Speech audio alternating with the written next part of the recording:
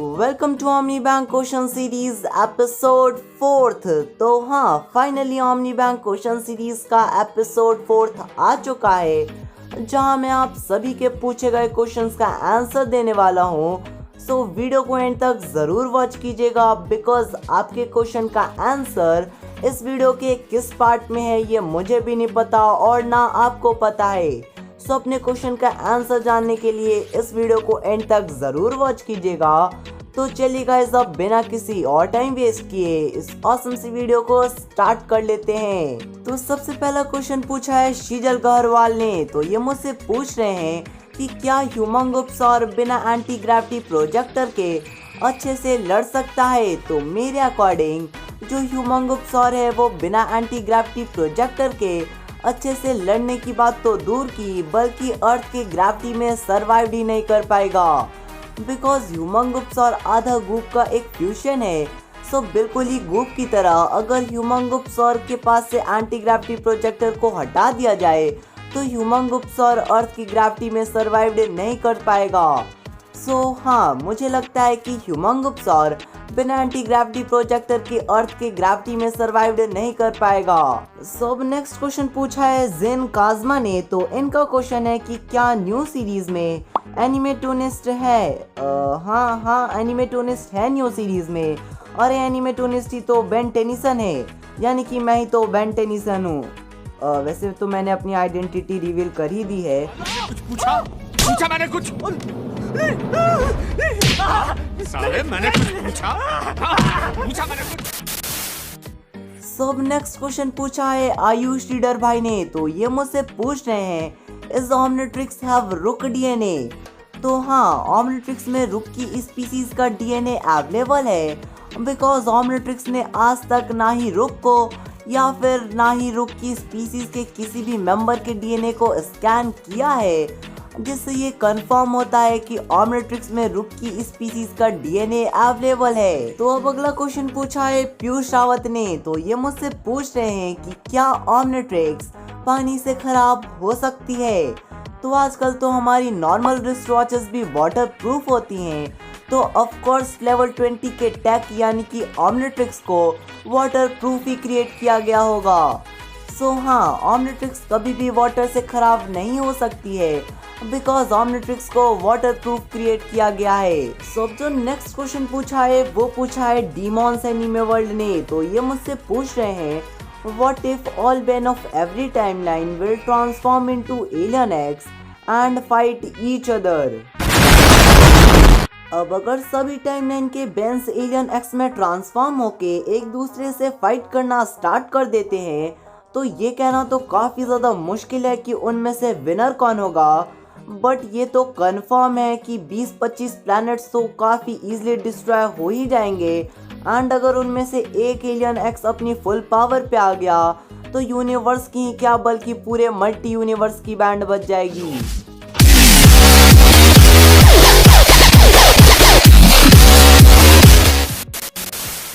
तो अब next question पूछा है श्वाडिस ने। तो इनका क्वेश्चन है कि can ghost freak control alien x. तो हाँ, ये ऑफिशियली कंफर्म्ड है कि जो घोस्ट फ्रीक है वो सेलेस्टियल सेपियन यानी कि एलियन एक्स की स्पीसीज को कंट्रोल कर सकता है। नौ अगला क्वेश्चन पूछा है टून रैपिड ने। तो इनका क्वेश्चन है कि क्या न्यू सीरीज में हमें केविन का एक और म्यूटेशन देखने को मिलेगा। तो इसके 60% चांसेस हैं कि बेंटन की न्यू सीरीज में हमें केविन के एक और न्यू म्यूटेशन से इंट्रोड्यूस करवाया जाए, बिकॉज हर एक बेंटन फैन को केविन के म्यूटेशंस काफ़ी ज़्यादा पसंद आते हैं। तो शायद बेंटन क्रिएटर्स न्यू सीरीज में केविन की म्यूटेशन को दिखाना काफ़ी ज़्यादा पसंद करें। तो अब अगला क्वेश्चन पूछा है टेक्निकल आइंस्टाइन ने। तो इनका पहला क्वेश्चन है can scared defeat alien x. तो नहीं, स्कर्ड एलियन एक्स को डिफीट नहीं कर सकता है। हालांकि ओमनिट्रिक्स के साथ मर्ज होने के बाद स्कर्ड भी काफ़ी ज़्यादा पावरफुल हो जाता है, बट ओमनिट्रिक्स में भी ऐसा अब तक कोई भी एलियन अनलॉक्ड नहीं हुआ जो कि एलियन एक्स को डिफीट कर सके। सो हाँ, मुझे लगता है कि स्कर्ड एलियन एक्स को डिफीट नहीं कर सकता है। तो इनका सेकंड क्वेश्चन है alien x kill another alien X by using celestial sapien sword. अब इससे पहले मैंने एक वीडियो बनाई थी जहां मैंने आपको बताया था कि क्या सेलेस्टियल सेपियन स्वॉर्ड किसी एक सेलेस्टियल सेपियन को किल कर सकती है। तो आप चाहो तो उस वीडियो को भी वॉच कर लेना, लिंक आपको डिस्क्रिप्शन में मिल जाएगी। बट अब अगर हम आपके क्वेश्चन पे, तो अगर कोई भी सेलेस्टियल सेपियन स्वॉर्ड की पावर का यूज करता है तो ऑफ कोर्स उसकी पावर एक नॉर्मल सेलेस्टियल सेपियन के मुकाबले 5 से 6% तक इंक्रीज हो जाएगी। सो हाँ, अगर एक पावरफुल सेलेस्टियल सेपियन जिसे अपनी पावर के बारे में काफ़ी ज़्यादा अच्छी तरीके से पता हो, वो विथआउट सेलेस्टियल सेपियन स्वॉर्ड भी किसी एक सेलेस्टियल सेपियन को किल कर सकता है। बट सेलेस्टियल सेपियन स्वॉर्ड की हेल्प से वो और भी ज़्यादा इजीली किसी एक सेलेस्टियल सेपियन को किल कर पाएगा। सो हाँ, एक पावरफुल सेलेस्टियल सेपियन स्वॉर्ड की हेल्प से दूसरे सेलेस्टियल सेपियन को किल कर सकता है। तो अब अगला क्वेश्चन पूछा है अनुप्रीत कौर ने। तो इनका क्वेश्चन है कि क्लासिक सीरीज में केविन ने 11 एलियंस की पावर्स को कैसे अब्सॉर्ब किया, क्योंकि तब तो ऑमनिट्रिक्स में सिर्फ और सिर्फ 10 एलियंस ही अनलॉक थे। तो देखो, क्लासिक सीरीज में केविन के पास भले ही 11 डीएनएज हो, बट उसे ऑमनिट्रिक्स के सिर्फ और सिर्फ 10 एलियंस के डीएनए ही मिले थे, यानी कि 11वां उसका खुद का डीएनए था जो कि ओस्मोशियन का डीएनए है। तो हाँ, क्लासिक सीरीज में भी केविन को ऑमनिट्रिक्स एब्सॉर्ब करने के बाद ऑमनिट्रिक्स के सिर्फ और सिर्फ 10 एलियंस के ही डीएनए मिले थे, ना ही कि 11 एलियंस के डीएनए मिले थे। सब नेक्स्ट क्वेश्चन पूछा है गौरव ने। तो इनका क्वेश्चन है कि बेन का ग्रे मैटर आजमत से ज़्यादा इंटेलिजेंट है क्या, और अगर नहीं तो फिर आजमत ने खुद का डीएनए ऑमनिट्रिक्स में क्यों नहीं डाला। तो सबसे पहले हम बात करते हैं कि क्या ग्रे मैटर आजमत से ज़्यादा इंटेलिजेंट है। तो नहीं, ग्रे मैटर आजमत से ज़्यादा इंटेलिजेंट नहीं है। आजमत सभी गैल्वंस के मुकाबले काफ़ी ज़्यादा इंटेलिजेंट है। आजमत 3 गैलेक्सीज में सबसे ज़्यादा इंटेलिजेंट बीइंग है। 5 गैलेक्सीज, ये याद रखना तुम्हारे लिए इतना मुश्किल क्यों है? ओ हाँ, 3 नहीं 5 गैलेक्सीज में आजमत सबसे ज़्यादा इंटेलिजेंट है। तो आजमत ग्रे मैटर से तो काफ़ी ज़्यादा इंटेलिजेंट है। बट अब अगर हम बात करें कि जब आजमत ग्रे मैटर से ज़्यादा इंटेलिजेंट है, तो फिर आजमत ने खुद का डीएनए ऑमनिट्रिक्स में क्यों नहीं इंस्टॉल किया। तो अब हम सभी को आजमत के बिहेवियर के बारे में तो काफ़ी ज़्यादा अच्छी तरीके से पता है। आजमत ये चाहता है कि उससे ज़्यादा इंटेलिजेंट और ना उसके जितना इंटेलिजेंट कोई दूसरा बाकी गैल्वन हो। तो मे बी शायद इसी वजह से जो आजमत है उसने ऑमनिट्रिक्स में खुद का डीएनए इंस्टॉल ना किया हो। बिकॉज अगर आजमत ऑमनिट्रिक्स में खुद का डीएनए डालता तो ऑमनिट्रिक्स में उसके जितना ही एक इंटेलिजेंट गैल्वन होता। तो शायद इसी वजह से ऑमनिट्रिक्स में आजमत ने खुद का डीएनए ना इंस्टॉल किया हो।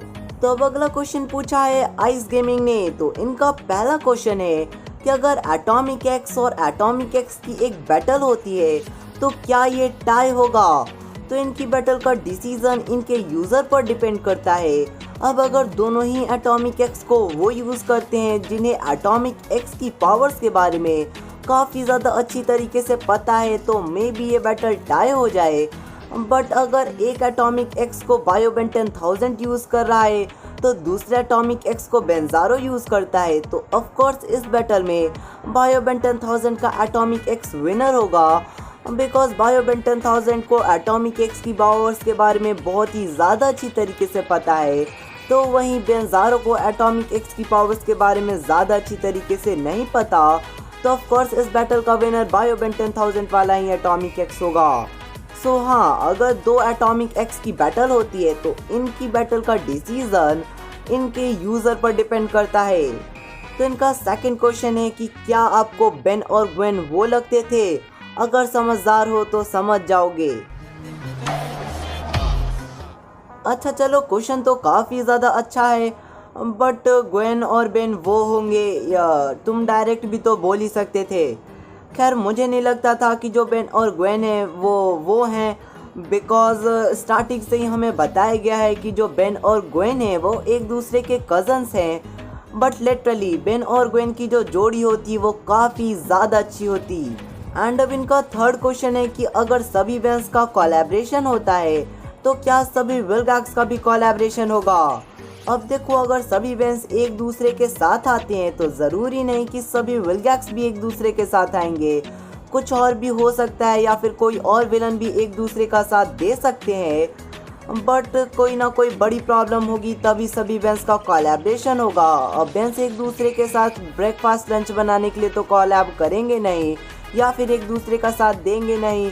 सो हाँ, किसी ना किसी बड़े प्रॉब्लम की वजह से ही जो बेंस का कोलैबोरेशन है वो होगा। अब इनका फोर्थ क्वेश्चन है कि क्या वे बिग से बड़ा कोई एलियन है? तो नेचुरल हाइट में तो वे बिग से बड़ा एलियन अब तक हमें बेन 10 की सीरीज में नहीं इंट्रोड्यूस करवाया गया है। बट अगर एलियन एक्स चाहे तो वो वे बिग से भी अपनी हाइट को ज़्यादा इंक्रीज कर सकता है। एंड अब इनका फिफ्थ क्वेश्चन है कि क्या एलियन एक्स खुद को डिस्ट्रॉय और क्रिएट कर सकता है? तो हाँ, एलियन एक्स खुद को क्रिएट और डिस्ट्रॉय कर सकता है। तो अब अगला क्वेश्चन पूछा है A2C वाइब्स ने। तो इनका क्वेश्चन है कि क्या एल्बिडो को भी एलियन एक्स की पावर्स यूज करने के लिए परमिशन लेनी पड़ेगी? तो हाँ, बिल्कुल, एलियन एक्स की पावर्स यूज करने के लिए एल्बिडो को भी परमिशन लेने की जरूरत है। सब नेक्स्ट क्वेश्चन पूछा है KPS गेमिंग ने। तो इनका फर्स्ट क्वेश्चन है can Ben 10,000 fuse Murk and Perk Upchuck? तो शायद हाँ, Perk and Murk Upchuck इन दोनों को ही बायो बेन 10,000 बायोमेट्रिक्स की हेल्प से फ्यूज कर सकता है और इनका एक फ्यूजन क्रिएट कर सकता है। बट अगर bio Ben 10,000 Perk and Murk Upchuck का फ्यूजन क्रिएट करता है तो इससे बायो बेन 10,000 को ज़्यादा एडवांटेज नहीं मिलेगा, because Perk and Murk Upchuck इन दोनों की ही पावर्स एंड एबिलिटीज़ काफ़ी हद तक सेम ही है। सो हम ये नहीं कह सकते कि Perk and Murk Upchuck का जो फ्यूजन होगा वो एक नॉर्मल अप चक से ज़्यादा पावरफुल होगा। एंड अब इनका जो सेकंड क्वेश्चन है वो ये है कि can we kill alien X by death note? तो लिटरली ये क्वेश्चन बहुत ही ज़्यादा इंटरेस्टिंग है। सो इसी वजह से इस क्वेश्चन पे मैं एक अलग से वीडियो बनाना चाहूँगा। बट फिर भी अब आपने क्वेश्चन पूछ ही दिया है तो मैं बता दूं कि डेथ नोट की हेल्प से एलियन एक्स को किल नहीं किया जा सकता है। अब ऐसा क्यों? इसके बहुत सारे रीजंस हैं और उन सभी रीजंस को मैं एक अलग से वीडियो बना के एक्सप्लेन करूँगा। सो उस वीडियो के लिए चैनल को सब्सक्राइब करके बेल आइकन को ऑल पर सेट कर दो, ताकि जब भी मैं उस वीडियो को अपलोड करूं उस वीडियो की नोटिफिकेशन सबसे पहले आप सबके पास पहुंच जाए। बाय द वे, इनका जो थर्ड क्वेश्चन है वो ये है कि can ghost freak control alien x? तो जैसा कि मैंने वीडियो के स्टार्टिंग में ही बताया था कि हाँ, घोस्ट फ्रीक एलियन एक्स को कंट्रोल कर सकता है और ये एक ऑफिशियल कंफर्म्ड आंसर है। अब इनका फोर्थ क्वेश्चन है in Ben 10 classic Omnitrix symbol was grey but in and then there was Ben episode when Professor Paradox and No Watch Ben reset prime timeline, the symbol color was green. Why and how? तो देखो, इस topic पे मैंने एक अलग से ही video बनाई है जिसमें मैंने आपको बताया था कि क्यों क्लासिक सीरीज में ओमनिट्रिक्स का सिंबल ग्रे एंड वाइट में था, बट वहीं अल्टीमेट एलियन सीरीज के फ्लैशबैक वाले बेन एंड ओमनिवर्स सीरीज के फ्लैशबैक वाले बेन के एलियन ओमनिट्रिक्स का जो सिंबल था वो ग्रीन एंड ब्लैक में क्यों था। सो अगर आप चाहो तो उस वीडियो को भी वॉच कर सकते हो, लिंक आपको डिस्क्रिप्शन में मिल जाएगी। बट अब आपने पूछा है कि and then there was Ben episode में जब ओमनिवर्स सीरीज के फ्लैशबैक वाले बेन को या कह लो 10 साल वाले बेन को ओमनिट्रिक्स मिली होती है तब ओमनिट्रिक्स का सिंबल ग्रीन क्यों होता है? तो देखो, ये सिर्फ और सिर्फ एक एनिमेशन एरर था। अब आप लोग कहोगे कि भाई तुम अपनी थ्योरी को करेक्ट रखने के लिए कह रहे हो कि ये एनिमेशन एरर है, बट ये ऑफिशियली कंफर्म्ड है कि उस टाइम ये सिर्फ और सिर्फ एक एनिमेशन एरर था, बिकॉज उस टाइम एलियन ओमनिट्रिक्स का सिंबल ग्रीन नहीं बल्कि ग्रे में ही होना चाहिए था। सो ये एक एनिमेशन एरर है और ये ऑफिशियली कंफर्म्ड है। तो अब अगला क्वेश्चन पूछा है किलर गेमर ने। तो इनका क्वेश्चन है what will happen if Toepick will see his face in mirror? अब बहुत सारे लोगों को ऐसा लगता है कि टॉयपिक अपने फेस को देखकर डर जाएगा, बट लिटरली अगर मैं अपना ओपिनियन दूं तो मेरे ओपिनियन के अकॉर्डिंग जो टॉयपिक है वो अपने फेस को देखकर नहीं डरेगा, बिकॉज टॉयपिक की स्पीसीज वगैरह के बारे में अब तक हमें कंफर्म्ड नहीं बताया गया है एंड ना अब तक हमें ये पता है कि टॉयपिक की स्पीसीज भी टॉयपिक की तरह हेलमेट पहनती हैं या नहीं, या फिर टॉयपिक को ओमनिट्रिक्स एक हेलमेट प्रोवाइड करती है। अब अगर टॉयपिक की स्पीसीज किसी भी तरह का हेलमेट नहीं पहनती हैं तो ऑफ कोर्स टॉयपिक की स्पीसीज को एक दूसरे का फेस देखना पड़ता होगा। सो मुझे नहीं लगता कि टॉयपिक की स्पीसीज एक दूसरे के फेस को देखकर या खुद के फेस को देखकर भी डरेगी। सो अब इनका सेकंड क्वेश्चन है कि क्या फीडबैक एम्फीबियन की इलेक्ट्रिसिटी को एब्जॉर्ब कर सकता है? तो हाँ, फीडबैक ऑफ कोर्स एम्फीबियन की भी इलेक्ट्रिसिटी को एब्जॉर्ब कर सकता है।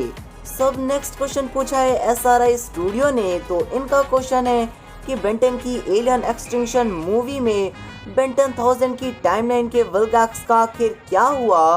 क्या उसकी डेथ हो गई? तो अब अगर आपको इविल बेंटन 1000 का फ्लैशबैक अच्छे से याद होगा तो जब उस टाइमलाइन के विल्गैक्स ने ग्वेन एंड ग्रैंडपा मैक्स को मार दिया था, तब जो इविल बेंटन 1000 था वो अपने ओमनिट्रिक्स पे काफ़ी तेज़ी से हिट करता है, जिससे वो ओमनिट्रिक्स डिस्ट्रॉय होती है एंड वहाँ पे काफ़ी बड़ा वाला ब्लास्ट होता है।